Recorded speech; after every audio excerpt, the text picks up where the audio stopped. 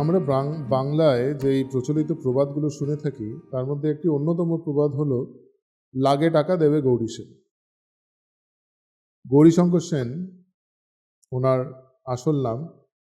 1580 খ্রিস্টাব্দে বালিতে জন্মগ্রহণ করেন, মানে হুগলির বালিতে জন্মগ্রহণ করেন।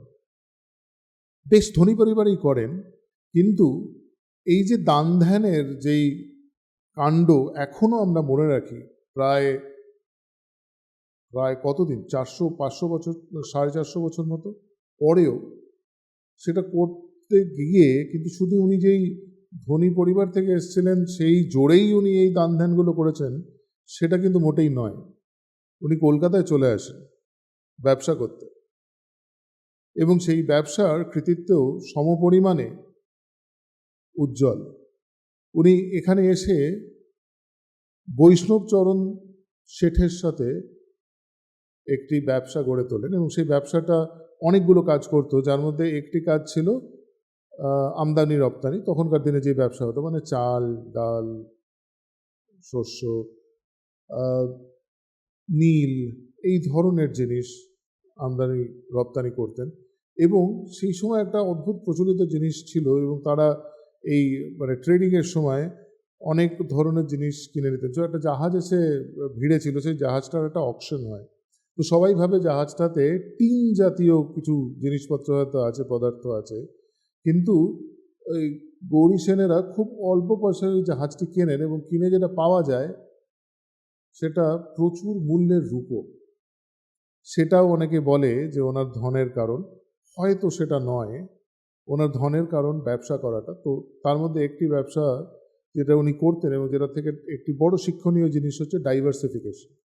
সো উনি শুধু চালে দিতেন না, চাল, নীল, শস্য, বিভিন্ন জিনিসে ডাইভার্সিফাই করে রাখতেন। নেক্সট যেটার জন্য ওনাকে খুব ভালো করে জানা যায় সেটা হচ্ছে যে উনি টাকা ধার দিতেন, এবং খুব ফেয়ার প্রাইসে ধার দিতেন, মানে অল্প সুদে ধার দিতেন বিভিন্ন মার্চেন্টদেরকে। সেখানে একটি বড় রকমের কমিউনিটি গড়ে তুলেছিলেন। আরেকটা ওনার ব্যবসায় খুব ভালো জিনিস ছিল হচ্ছে, তখন ইস্ট ইন্ডিয়া কোম্পানি সদ্য উঠছে, এবং উনি ওই ব্রিটিশারদের এবং ডাচদের সাথে খুব ভালো একটি সম্পর্ক গড়ে তুলেছিলেন, কারণ উনি বুঝতে পারছিলেন যে ওইখান থেকে পয়সাটা আসবে।